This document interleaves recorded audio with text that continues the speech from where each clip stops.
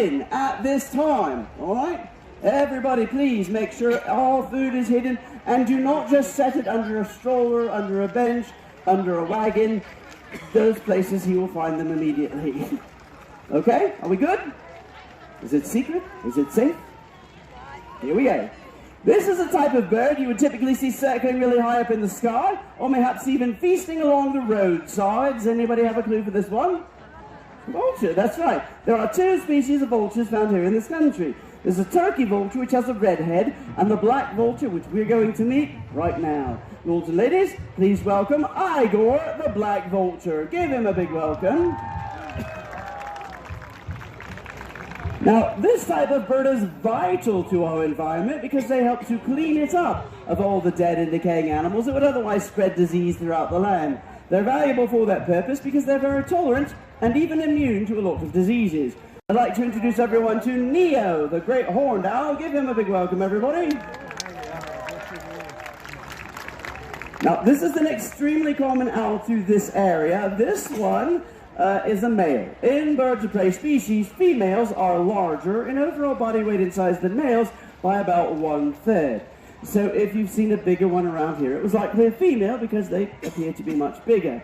Now this one has around 250 pounds of pressure as well, just like the hawk. They eat rabbits, rats, squirrel, mice, snakes.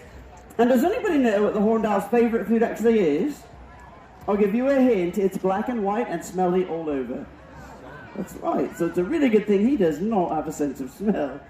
Now I did bring another owl to share with you here, but this one is not found in this area. This one's found throughout Europe and Asia, and it is not just any owl. It is in fact the largest species of owl. Lords and ladies, please welcome Nicodemus to the show. Give him a big welcome as well.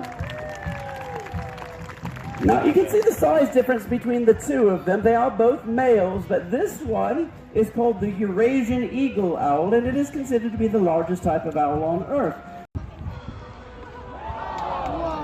That was a great flip. Go ahead, give him a hand.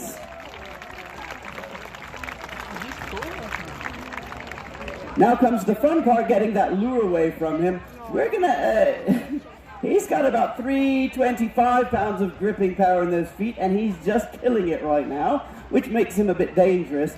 So I think perhaps you should get my lovely wife, Lady Shannon, in to steal that back away from him.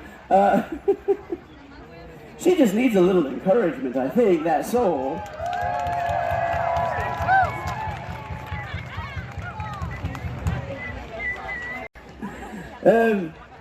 So they do hunt together in packs. Their nickname is the air wolf because their hunting technique is really similar to that of wolves.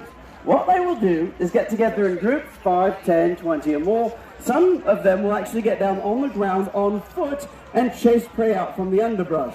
Meanwhile, there'll be others waiting and hiding in the surrounding area to ambush the prey as it's flushed out by the birds on the ground.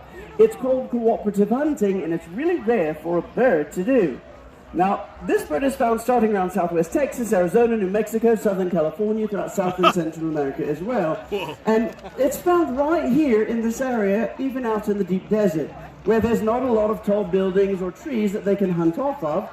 So when one of the birds in those big groups does find a tall perch, typically a saguaro, the first bird will come along and simply land on top of it. The next bird will come along and start a behavior that's called stacking. It will land right on top of the first bird. The third bird on top of the second one, and so on and so forth until they've stacked up several birds high. It looks exactly like a totem pole.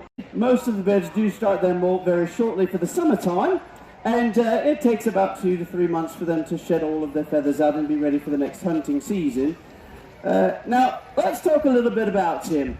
This type of bird was once revered by the ancient Mayans. They believed it to be the messenger between their kings and their gods.